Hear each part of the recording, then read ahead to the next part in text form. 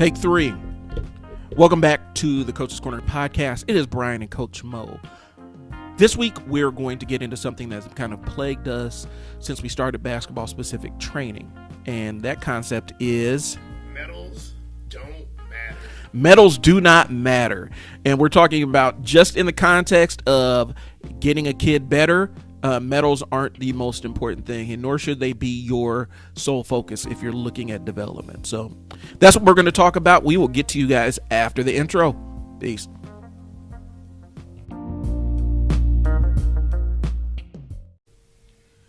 Welcome back, y'all. So before we get too far into our show, I wanted to give some quick shouts out to a couple of our players that have earned their Lockdown Defender shirts. We take those very seriously. Playing good defense is the hallmark. That'll get you on the court.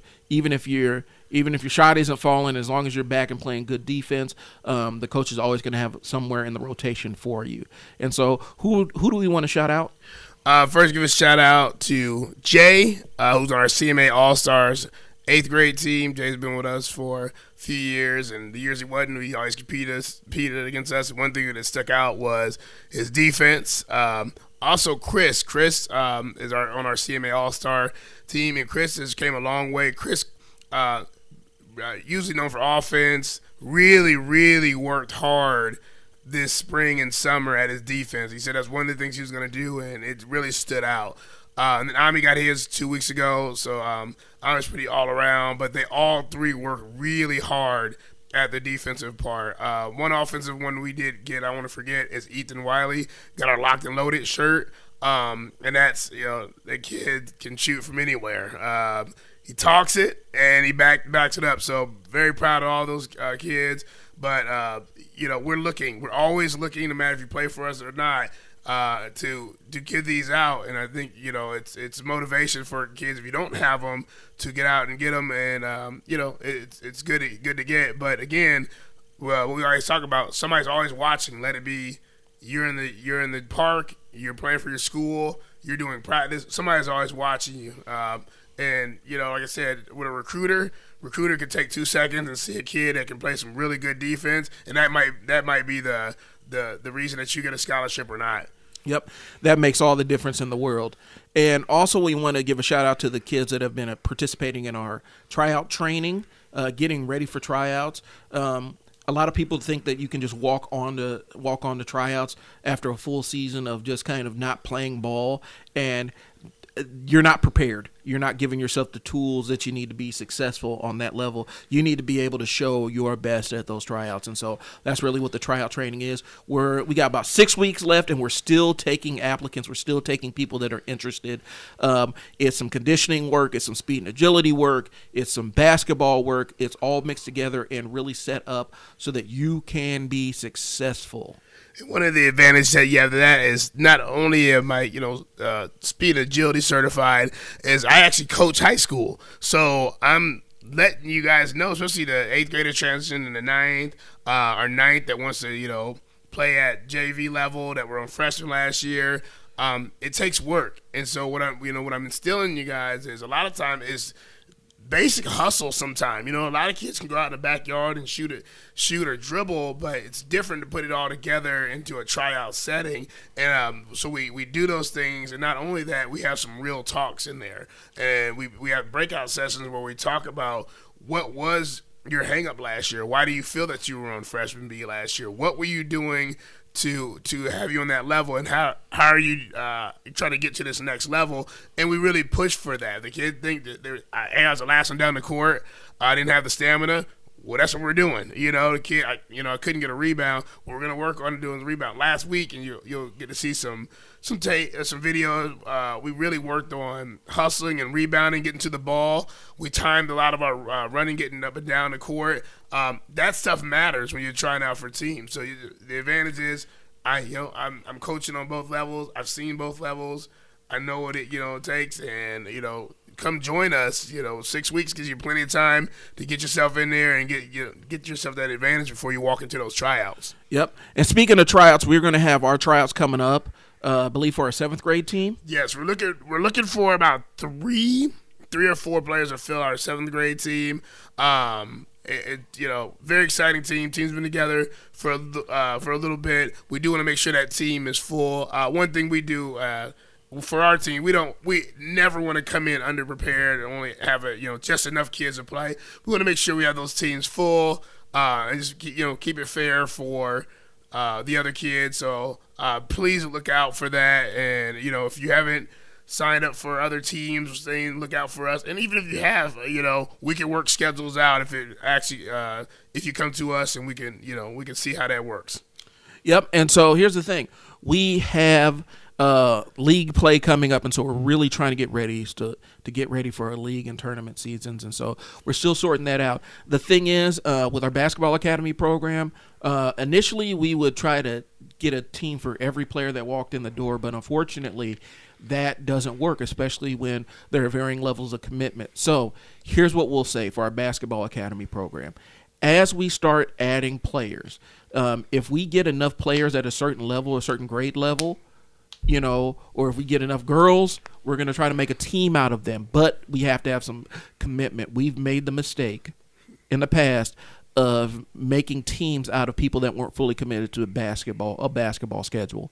And, we've gotten burned where we've had, 4 players and we're looking for our 5th, and our 5th hadn't fully made the commitment to being a basketball player. And so we were kind of left out in the lurch. And so as we start building teams, as we start adding kids to the academy, we will build teams out of them, but we do need to see that they're committed players and ready to rock and roll. And the reason we want to do that is we want to put out the best quality. We put out quality kids, quality players. It's a overall quality team on the floor. The team that we put out does not have to be the traveling team that plays 180 games a year. It doesn't have to be that. But if we're going to put out a team that's, silver, they play multiple sports, they don't have a lot of time to commit to, 5 days a week of basketball, but they play other sports, we want to make sure that if those kids can at least do our 2 days of practice and do the extra stuff, that they're going to be the best kids at that level, and we're going to have enough players to play. And so we just want to make sure that when we put these teams together, that we do have that commitment, and this comes from the help of parents as well and guardians. We go back to episode 1 to talk to the kid, see if this is something they want to do, have these conversations, and make sure before the season starts. Because once the season starts and you submit rosters for teams with any level, the expectation is if you had 9 on your roster, 9's going to be available to play every week unless something comes up where the kid's sick, got out of town. But when you have 9 on your roster and, again, like Brian said, 4 show up, then it's just not a good look for just the team itself or the kids. And here's the thing. I know we talk about competitive versus, and we've talked about it before, competitive basketball players versus recreational, but our bottom line and expectation is kids that are on our teams, either whether they're playing at the competitive, trying to get on the AAU circuit level where they want to play the best talent in the country, or if it's just I want to play rec and just go hoop at some of the local places that have leagues and stuff, are still our expectation is we want kids and parents that are engaged with getting and becoming better basketball players. And if you're not ready to make that commitment, then we're not ready to roster you, because the other kids on the team, out of fairness, other kids of the team, the kids we have that hunger in them where they want to get better. Now they may be at a different level skill wise, but they're focused on growth, and that's what we want. We want players that are focused. We want players that are focused on growing and getting better. So that's what we have for our basketball academy. We're going to be following us on social media, on Facebook and Twitter and Instagram. We will be posting updates about our tryouts and what we're looking for. Like I said, in years past, basketball academy was really kind of an open thing, and we would try to make a team out of every kid. We would try to make a team for every kid that walked in the door, but that's not realistic, and it's not fair to some kids, especially if they're the only third grader there and they want to play ball, but there aren't any other committed third graders, we're not going to hold them hostage. We'll train them, we'll get them ready, and we'll support them. But if we can find another program for them to get into, we have that capability now. Right, and that's the we definitely you come to us, you're gonna get the proper skills training, you're gonna get everything you need for that kid. But we do have connections with other coaches and organizations as well. Like I said, if there's it's that random third grader that plays at a platinum level, we definitely can look out, and we got plenty of resources we can help with that. And that's the honesty and transparency we want to make sure we tell people when we're looking for what we're doing. But we are skill building. We're doing a lot of skill building with our academy. But right now we have our 7th and 8th grade team with our 7th grade tryouts coming up, and so that's where we're at this moment. Yep.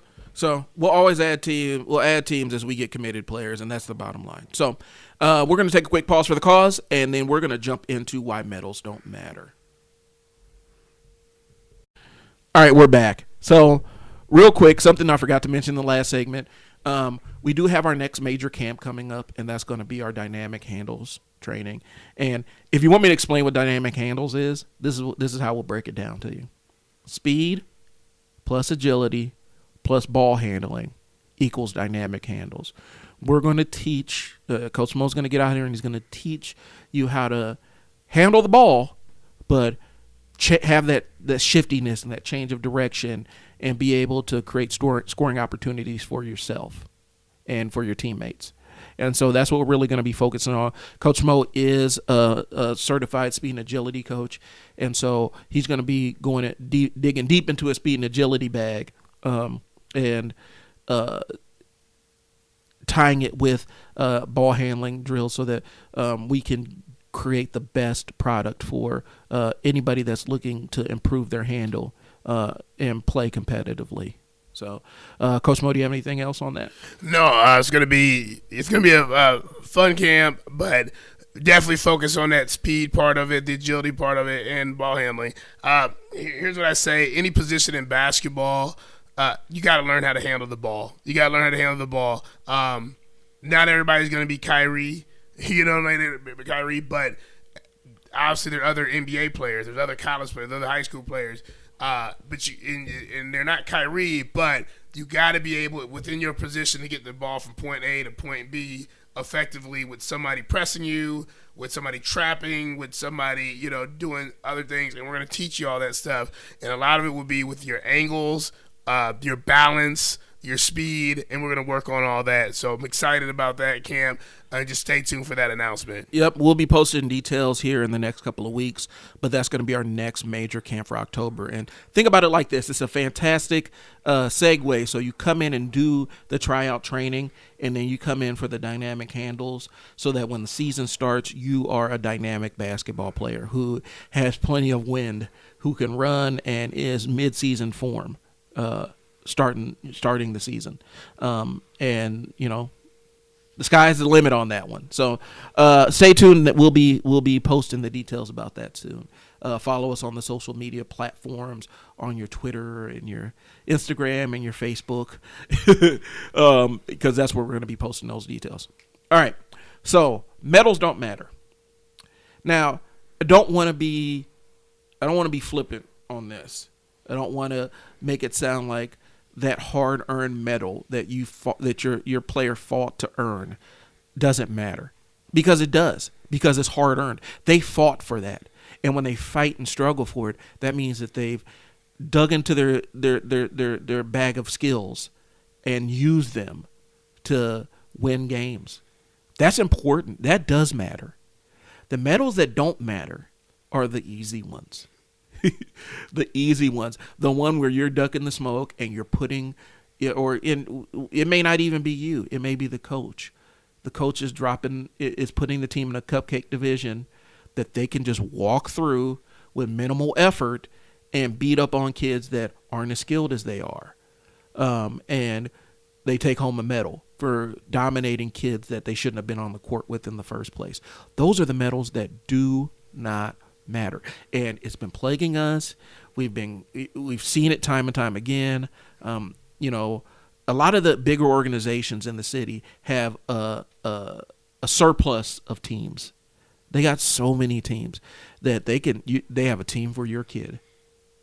And they won't put your kid in a challenging division. They'll just say, we'll just plug him here, and there you go. It is two ways, because the medals that don't matter are the ones where your kid is kind of a co-pilot, where they don't really do anything. They're just there.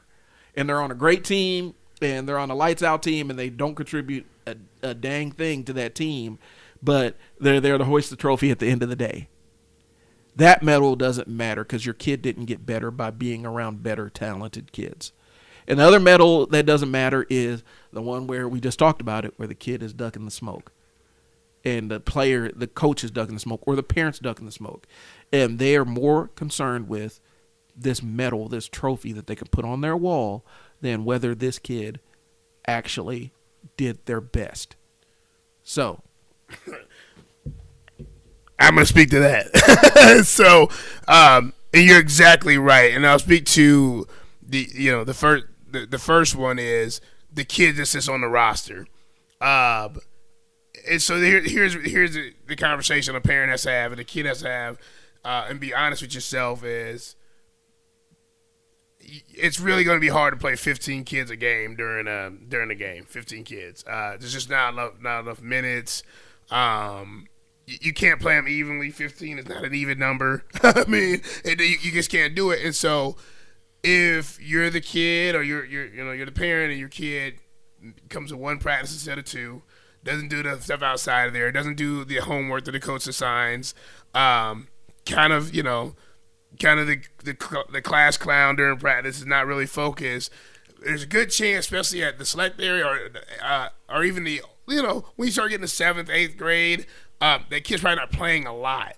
Well, what happens with that is you're going to, at that level, you might have 2 or 3 dynamic players on that team, and they're carrying that team. And so if you can get player A that can score 25 points a game, player B scores the other, 20, and player C can fill in with, maybe 10, 12. Well, D, E, F, G, and H, the rest of them don't have to do much. And if you're down at the 15th player, and you end up winning that division for that league or for that tournament, and you're super excited about that medal, I kind of question that medal a little bit. Again, when we're in first grade, we're not Debbie Downers. And like Brian said, like first grade, second grade, yay, you got it because you're learning the sport, you're there. But now we get a little bit older, we're getting outside of high school, we're getting there, and you got, and you're not really contributing, you're showing up, and I'm looking as a parent, I don't know if I'd want to go to a game and, my kid's not even suiting up and not doing anything because of the lack of their effort or the lack of getting together. Does that medal really count? I mean, does that medal, is that something to be proud of? Or, do you talk to that kid and say, how do you feel about this medal? And the other, the thing we do want to throw out is if you go on and you're a dominant player on a dominant team, that medal does matter. Does matter. That does count, because if you're just that much better than the top competition that you're playing, and you're a dominant player on a dominant team, that counts. What we're saying is being happy just to be on a roster, and you forego opportunities to actually compete and take a loss occasionally and lose a close game, or even you duck the opportunity to get blown out just so that you can be on the best team possible and not play. That's the medal that doesn't matter. Those kids that are the best players on the team, they earn that through their contribution. Even the kids that aren't the best player on the team but manage to get in and contribute to the roster. I'm guaranteeing you and I guess I don't really care about, who gets really angry on this. I mean, I'm guaranteeing the kids on a state championship team every year that are seniors that don't touch the floor during a championship run, I'm pretty sure they're happy that their team won. But if you individually go ask them, they probably wanted to be on the floor. And they probably wanted to, contribute a bit, because we know, and I know, we both were teenagers, and we know how teenagers can be. And you're gonna get that one teenager be like, "Hey, cool ring, you didn't do nothing," you know. And for a teenager, that's kind of devastating. You know, you're devastating. You're like, you know, you're right. I didn't really contribute. You know, contribute. You know, so so from that age, it does. You know, you do want to actually be on the floor to like individually give some kind of you know, say that you did something for the team.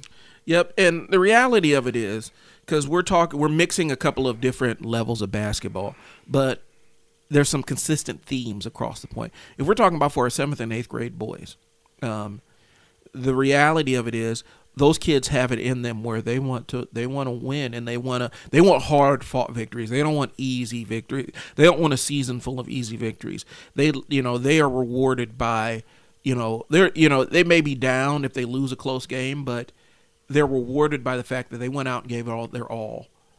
And maybe, a couple shots didn't fall, and that was the difference in the game. They're not rewarded by, hey, here's this super easy division, we'll walk through it, and then we'll get medals, because the kids know we can go buy medals at a trophy shop. They sell them. And I know a couple, shout out to Crown Trophy. They do great work over there, and they provide a lot of trophies and medals for a lot of places in Omaha that are doing sports. But we can go buy those medals. The ones that are earned, the kids know that they've earned that medal. And it goes to a larger thing. People don't appreciate a lot of things. A lot of times people don't appreciate the stuff that they're given more than the stuff that they earned. And the same goes for trophies and accolades and medals and certificates and all that other stuff. If the kid is motivated just by giving the bare minimum, and not really ever pushing themselves, and they're just happy with I got a medal, so that doesn't matter. That's not rewarding, man. That hits home. I can give you a prime example. A few years ago, shout out to anybody that's ever played for Coach Mo. One thing before I jump right back into it, is like, one thing, if you ever played for me, there's always love for, especially for a kid. Sometimes kids, they go to other sports, they go to other teams and those kind of things, and a lot of coaches get so upset. And I have coaches that bring up kids that were on their team 10 years ago, and I'm like, man, kids 25 and works somewhere, man. You still bringing that up, man? Like, no, kids do it. So shout out to any kid that's ever, because one thing when any player has came, they could say that Coach Moses got to try to get the best out of me. I've never had a kid come up like, hey, you never pushed me. No, we try to get the best out of you. And so one thing to go along with that, with those kids and expectations that we put in my kids' coaching is, you want them to be the best. You want them to go out and play the best, and you want them to be part of something. If they're not part of it, they didn't put an effort, they should feel some kind of way. Like, man, you know what? I probably could have went out and did that, and that's So I guess I'm looking at it as, from that perspective, as we try to, you try to instill in those kids that just getting this medal, like you said, isn't just something you hang on your window if you don't feel like you had the best effort with that. Prime example, I had, and you talked about it, earning it. I remember at a 3-on-3 team, all soccer players, and they were playing at a local tournament here. And it was Ami, Johnny, Jordan, and Ridge, who all played. Shout out to those guys, amazing soccer players. We put them in for basketball, and they were playing a division up. So they were 6th grade playing 7th grade, which we weren't aware of till we got there. And so we won a couple of the games off of speed, and it was fine. And we ended up going, I think we were like 3-1 going into the playoffs. We lost to a pretty big 8th grade team. They were 2 grades up. And they went to the playoffs, and it was in a semifinal game, and they were down probably like 5. The team just needed one more to get out, and you go to 31 or you just the timeout. And the team missed the rebound. The other team they're going by 1s and 2s, and we got the rebound, and Jordan scores. And we're down by 4. We get a steal. Army scores. We're down by 3. Ridge subs in. He gets a steal, gives it to Johnny. We're down by 2. And they keep missing. And I was like, you know what? We got a shot to win this. He got a shot to win this. He comes through it. We got a tie. Run around. Army hits a game winner. We win it. To see and feel the passion of, even at that level, kids that fought from that down, and when they got their medal, that was earned. That was earned. They were like, because we saw them playing up in the division. We saw them playing a sport that's not their primary sport. And they fought, and you could just see how happy, how, and that was earning that medal. Because that was there. There was no easy route. Smallest team, youngest team, there was no easy route with that. And I think when you see that, that's huge. That's earning that medal. Not saying, if that easy route, they would have been happy, but you could tell they were exhausted. They gave it their all. They walked out of there, they were sweaty, they put all their energy into that. And I thought that was pretty neat at that level. Yep. And you could see it in their development moving forward that became the baseline for how those kids wanted to compete. So we're going to take a quick pause for the cause, and we will be right back. Okay, we're back. So, again, the theme is medals don't matter. I got a quick medal story here, trophy story, to be honest with you. When I first started, I was in wrestling when I was younger. And I got third place in my very first tournament, and this was actually my first time against a competition that I wasn't practicing with. And I went out there, and I had no idea what I was doing. I would go out there and try to remember all the lessons I worked on, and really it was just me putting my arms out and the wrestling happening to me. I got a couple of takedowns or whatnot once I got used to the contact and everything. Most of I got a lot of points for escapes because I was good at getting away from getting pinned.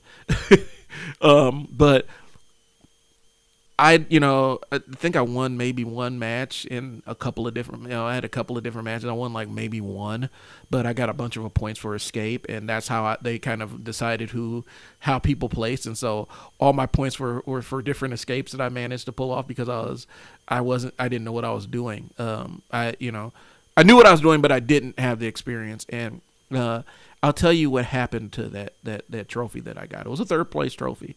That trophy commingled with my He-Man, and it commingled with my G.I. Joes, and it played and had wars with Skeletor and stuff like that. He was like He-Man's gold homeboy.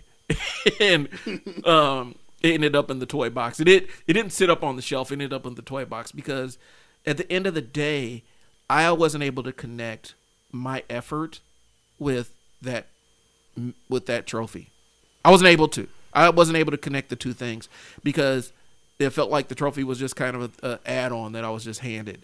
It felt good at the time to be recognized, but I wasn't able to connect that with an extraordinary effort because I didn't know enough about the sport I was in to give an extraordinary effort. All I knew was I didn't want to be pinned because the mat stank, and I didn't want to be I didn't want to be on it. And so I fought to not be on it. And so by virtue of me fighting not to be pinned, I got a bunch of escapes. Now I did, like I said, I scored some takedowns and I did win a match or two, I think, but I didn't feel like it wasn't exactly the most earned thing that I had ever received. And since then, I've earned medals and trophies and stuff, things that I did put a strong effort into, and those mattered a lot more. But the one I didn't earn was basically a toy, as far as I was concerned. Mm-hmm. And that's the thing that we don't want, and that's the thing we don't want for our teams. And so we keep talking about ducking the smoke. We're going to talk about coaches. We're going to talk bad about some of these coaches. Call you out. Come see me. No. Come see me. And I mean, sometimes it's not even the coaches. It's not even the coach's decision. It's more or less they're going based on the temperament of the kids and the parents that they're serving. they know that they know that they're effectively ducking the competition, because they know the people that they're serving, and sometimes it's their bosses, are like, we just gotta win, and it doesn't matter how we win, we just gotta win. And they end up playing levels down. They end up putting kids at levels that are appropriate. We're starting to see more and more on a high school level where kids stay back a grade or two to kind of not have to play their grade level competition. That's becoming a shocking and surprising norm. And we probably don't see it as much in Omaha. I don't know. Maybe Coach Mo has some insight on that one. I'll be quiet, but I'm gonna say you're right. More of the 2 year than one. So I may or may have not seen it like 5 to 10 times, and that's all I'll say. So the kids the parents are more about winning than they are about development, and that's the bottom line of what we're saying. Where the parent or the coach is more about that win than they are about whether their team gets better, and that's a reflection on the program as far as we're concerned. If you are more in line with, I want to win this tournament. I don't care if the players are even good. I don't care if my kids even belong on this level. We're going to play down and we're going to win because it's an easy win for us. That's the people we're calling out. So, Coach Mo, what are your thoughts on that, ducking the smoke and playing down? Well, and here's the thing: as a coach, you got to know who your team is. If you're a good coach, I'll call you out. I mean, just because you're coach, whoever, all that means is that you volunteered for the job or you're the person that was up for the job. That doesn't mean you're a good coach.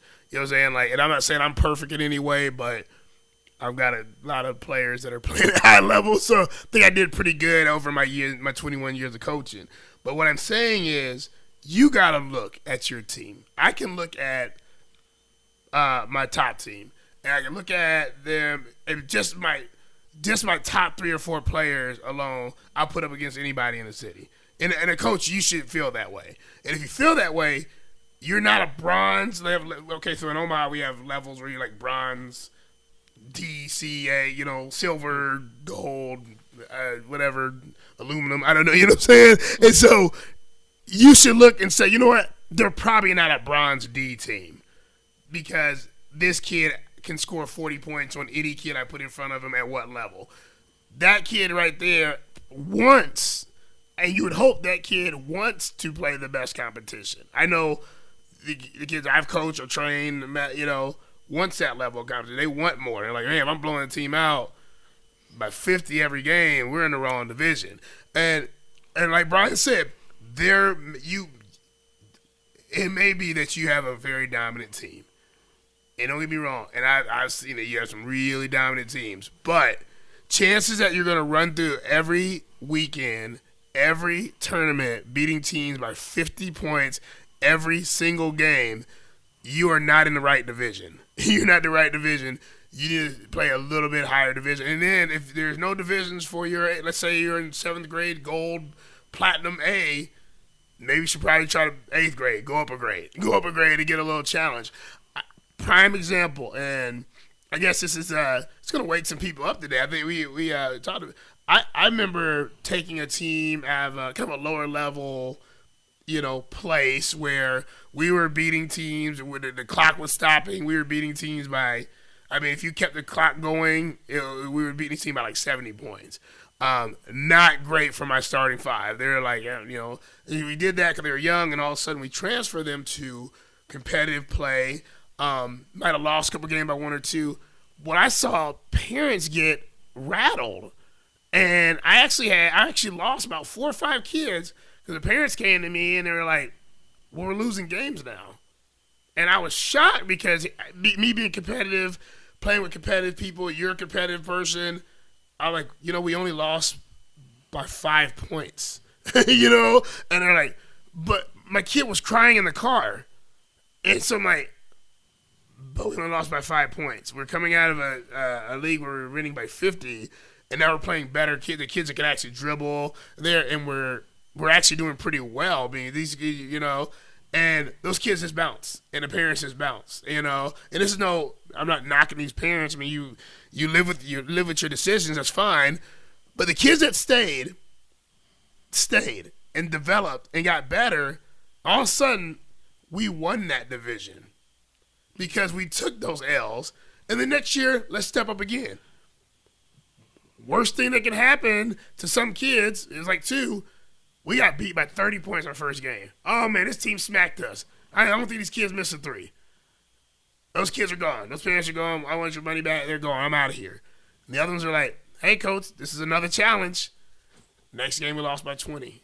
Next game, we lost by 10, 5, 10. Turn around. By the second semester, we end up winning that division. And so we wanted the smoke because I asked the players, and my goal as a coach is, if we're going to have a competitive team, we talked about it last week, if you are a competitive player, you want to be at a varsity level, which, when you're in middle school, varsity, or you're elementary, the top team, whatever, you have to take these challenges. The best thing can happen to you is a butt whooping sometime. Exactly. It's the best thing to happen to you. Because then you're like, because here's the deal, if they're the same age, I just lost to other 6th graders by 50 points.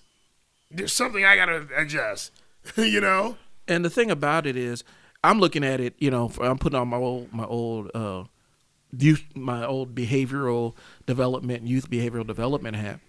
If your kid is crying in the car after losing a game, that's a natural thing. But it sounds like there's some teaching that you need to be doing and saying, okay, so if you're crying when you get done and you're allowed to grieve this game, but let's talk about this now. Did you give everything you had to give on the court?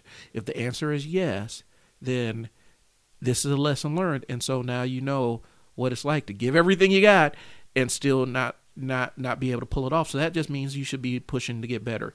If you're crying after you lost a game and you didn't give the full effort, then that's you got to own that one, and that's on you because you didn't put out your best effort. And so I look at it like, this is an opportunity for growth, as opposed to let me remove the thing that's pushing my kid to grow.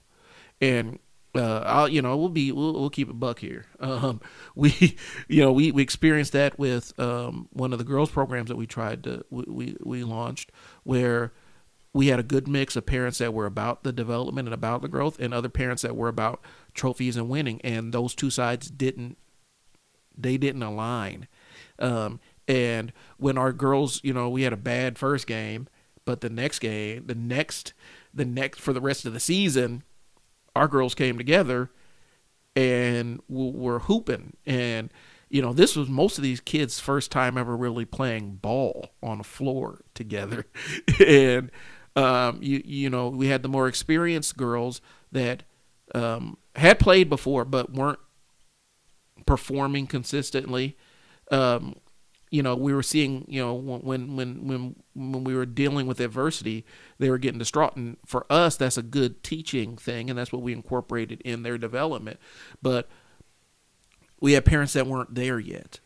They were so used to that trophy. Yep. You come out and you play, and you beat the other team by 40 points, and here's your trophy. And they weren't ready to build a team that could beat kids by 40 points. They wanted to have that pre-made and just slide into a good roster. And we had some that ran off and ducked the smoke and went and joined other rosters.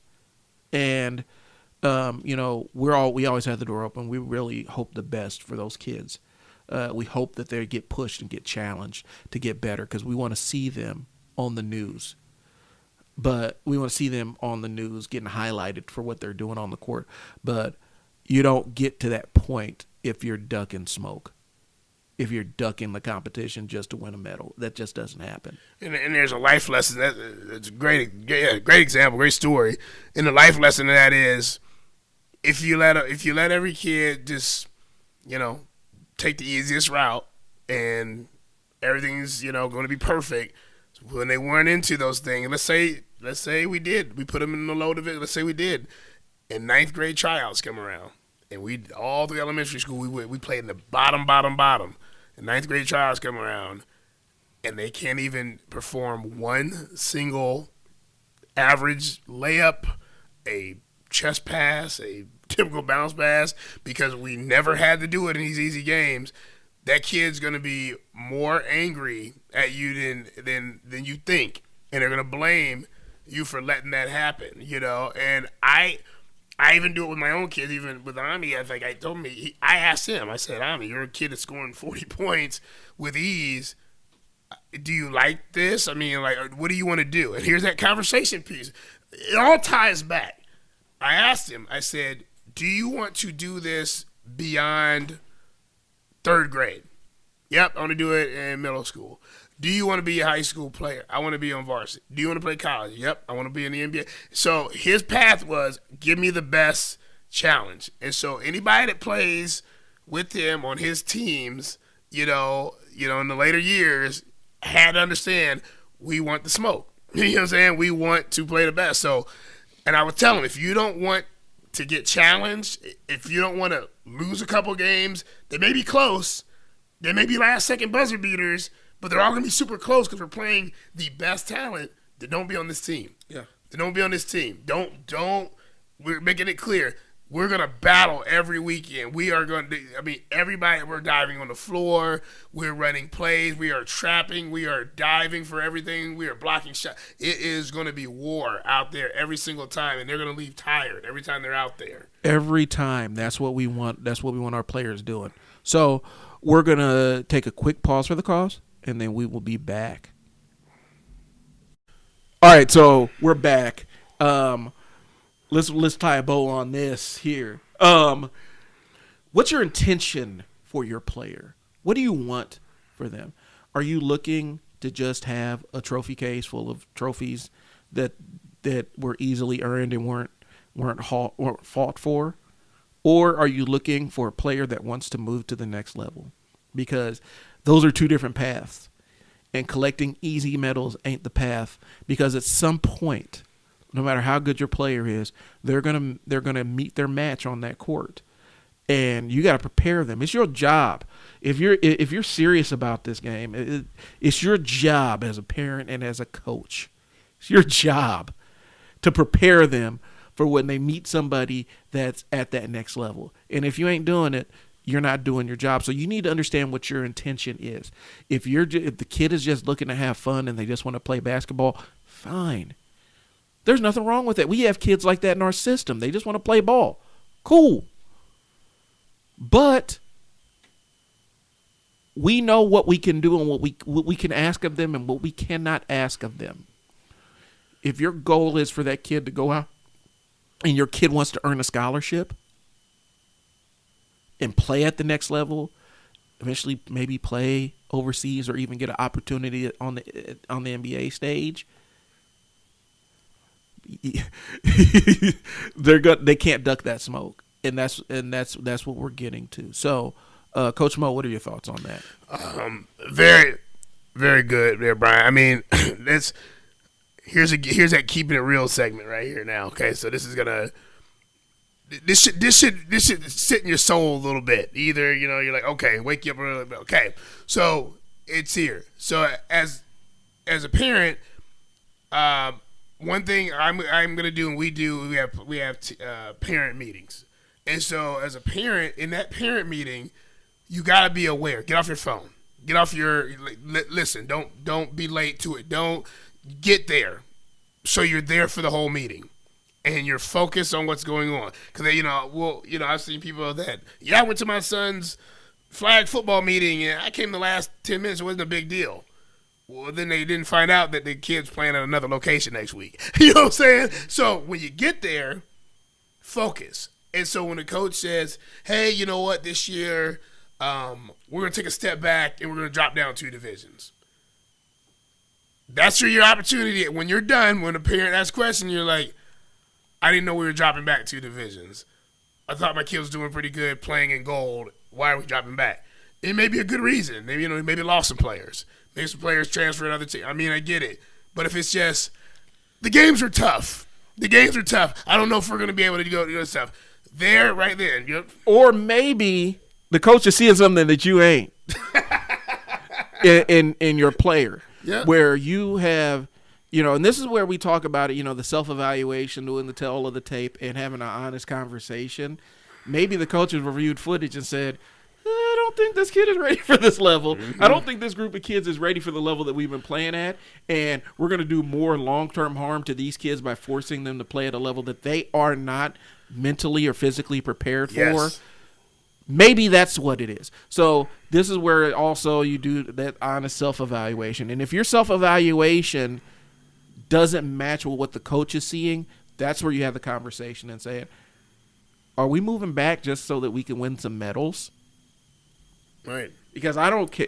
If we're being real about it as a parent, you're like, I don't care about those trophies. I want my kid to get better. Right. Because at the end of the day, you're providing safe passage from point A to point B. When this kid leaves this team and moves on to the next level, I need to be certain that they are ready to compete on that level. And moving back to levels at this point with what we've seen on the tape doesn't really make a lot of sense. So have these honest conversations. Right. And to go along with that, I think I've had a situation where a kid played for another team and ours, and they were feeling good playing for the other team because the other team didn't ever address any of the discrepancies for this kid. And so they were like, have fun. We're just out here having fun. And they're beating teams by a lot. And I got a call from one of the refs that knows me, and they're like, hey, what is one of your kids on this team doing in this league? You know, and like, this league isn't competitive at all, you know? And when I talk to the parent, they're having fun. They're just out there having fun. And I'm going to tell you something about basketball. My top level players, my Division I, Division II, Division III players that are going to college this year, next year, in the past, have fun playing basketball. If a Division I recruit can have fun playing basketball, Right. That is not an excuse. Well, they weren't having fun losing games. And I'm going to tell you what, those Division I players I have, and you can ask them, they'll be on the show eventually. You can look at our page, you'll see exactly which ones we have, Division II. They have taken some butt whoopings over the years. They have gotten whooped in some games. And they're like, whoa, but you know what? They went to their parent, they went to the coach, and like, hey, I want to see that team again. Let's go back. Let's figure out how to beat that team, because that conversation was had at the beginning with the kid and the parent. So, as the season's coming up, I think there's some leagues starting here in Omaha, October 23rd, I think that weekend of 23rd. There's going to start some league play for some people. You need to evaluate right now, Coach, what league or what division are we in? Okay. What is the team looking like? Okay. All right. That's different from what you said last year. What happened? Okay. Now I got a decision. We're going down to things. I want my kid there. Or we're going to play up. Is my kid ready, Coach? I think we're ready. We're going to take some L's, maybe. Are there going to be the games aren't going to be blowouts anymore? Okay, I want that challenge. But now you have 3 weeks, to decide, is that what I want to do? This conversation has to be real. And the parents, you have to not. It's not you that's on the floor. That you on the floor. Yes, you are paying for it. Yes, we want every kid to play, but put them in the right situation. Put them in the right situation. Put them in the right way to be successful. And if you're not gonna do that, don't be upset with the coach in the middle of the season. Don't get upset with your kid in the middle of the season. Like, I don't understand why you went from a 30-point score to now you can't score a lot and you can't get down the court because they're trapping you. Because they're playing at their appropriate level, right? And the kids at the appropriate level aren't going to let he or she get away with the stuff that they were able to do against kids that weren't as experienced or as talented or as skilled or whatever. Coaches are always a scapegoat. Yeah, I'm gonna be honest with you. We're always a scapegoat. Everything's wrong. The coach hates my kid. The coach doesn't listen to me. He's not that good. And then they smile in our face, and we're like, it has nothing to do with us. When we told you up front, we're moving divisions. Exactly. Here's the thing, especially for my Omaha and Omaha metro area folks, and we throwing Council Bluffs in the mix too, because y'all gonna be hooping in Omaha this season if you're playing ball, just because of the way the COVID thing is running down. I'll be honest with you.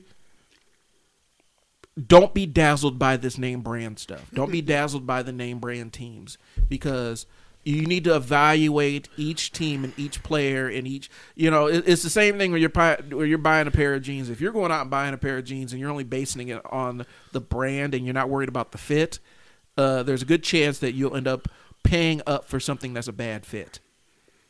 And don't be dazzled. And we've seen it time and time again around here. People get dazzled by the name brand. And sometimes the name brand does fit you. It does fit what your outcomes are and what your goals are. But make sure that you're critically looking at whether this team matches what you're looking for, your level of commitment, what your kid skill level is. Don't be dazzled by that name brand, because we've seen people get sucked into the name brand stuff and end up inadvertently ducking all the smoke and wasting a season because they got roped into a contract somewhere for their kid to sit on the bench. Yep. One of our mottos is don't just pay for a roster spot. And we're dead serious about that. Don't just pay for your kid to be on somebody's roster. Make sure that they're getting developed at that level. I've talked to some real coaches. Real coaches been in this game a while. Shout out to Coach Hap. We talk all the time. Been knowing each other for a while. We've traveled, done AAU stuff together. And one thing he's always told me is like, man, the development is key. The development piece is key. He say, I think a lot of times kids, we talk about it all the time, kids and parents jump in and they want to just play games and do this stuff super early. And the thing is, like, some of those kids aren't developed yet and are there. And so to just throw them on a team and get a bunch of games in and just, you get a fancy jersey. Oh, because I signed up. Of course you get that. You paid for it. I really hope they do give you a jersey. You paid for it. But again, that may not be the best fit for your kid, and maybe that kid needs a little development, or maybe he needs to be on a team that fits what that kid's level is and what they can do. And that's why you go shop. Like I said, we only have a 7th and 8th grade team this year that's full. We train way more than that, but we're also honest with something like, now when I'm training you, just let you know, Mom, I don't know if this kid could be at the XYZ level. And we're real with that. A lot of coaches aren't. And they will tell you, we're going to put you on this team. You can get a fancy jersey with the cool shorts, with their player's name, and you're going to be on – they're going to tell you you're on the green team. Mm-hmm. And you're like, oh, man, I made it. Well, you all made it. Congratulations. The green team is the 8th team in that division for 4th grade. You don't know that, but you're on the green team. Oh, or they'll slap something like, you're the regional district green team, because it sounds really big. Mm-hmm. And your kid is on the 8th team, and you're playing kids that can't dribble a basketball for the next 4 years. And now you're like, what happened in my high school tryouts? I don't even know what to do right now. For the next 4 years, and then you step onto those tryouts, and your kid is playing at a level where he or she is used to playing with kids that always end up dribbling off their foot or don't really have the basic skills, and they step onto those tryouts. And since they're used to competing at that level, that's the level they bring in there, and the coach looks past them.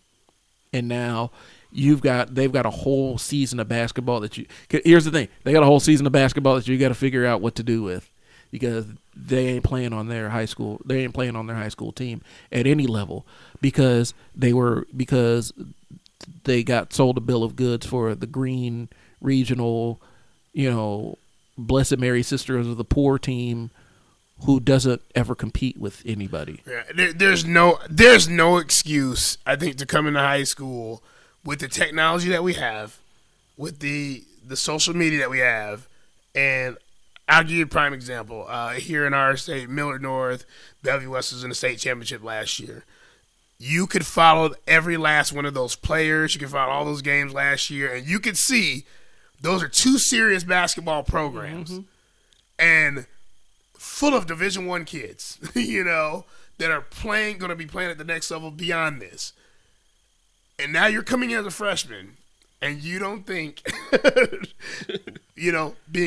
being in condition, like shape, being able to make layups, being able to take coaching, being able to go, show up to practices, you don't think that's serious, then that's really hard for me to believe it's hard for me as a coach to feel sorry for when parents, you can do it, you can look, it's on TV, it's in the newspaper who's competing every year, you know, and you let your kid walk in with a rec mentality wanting competitive results. Rec mentality looking for competitive smoke. That doesn't work. That doesn't align. Those two things don't match up. So we're saying all that to say this. Medals don't matter. Look for development unless you just have a trophy case in your house that you're looking to fill up. Right. I honestly, I think I was the best free throw shooter in 5th grade on my Y team. I don't remember how many I did, but I got a medal for it. But that's my claim to fame in 5th grade. No one actually remembers how many points they got in the 4th game of their 5th grade year when you're 41 years old. Exactly. I don't know what that medal. I don't know what I did, but I have a medal for it. Yeah. Unless you hit the last second shot in a hard fought game, right. Those things evaporate. And so like I said, stop chasing the medals. It's the bottom line. And that's the message for everybody out there, but especially for the parents that are in our system. Because if you're looking for medals, this ain't the play. Our medals are gonna be earned.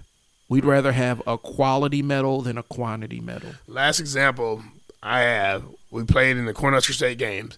I was very proud for our teams. We played 3-on-3. They wouldn't let us play 5-on-5. Of course, every state's different right now. It was great. I think they did a good job with making sure they wore a mask in between. I think it was set up pretty good.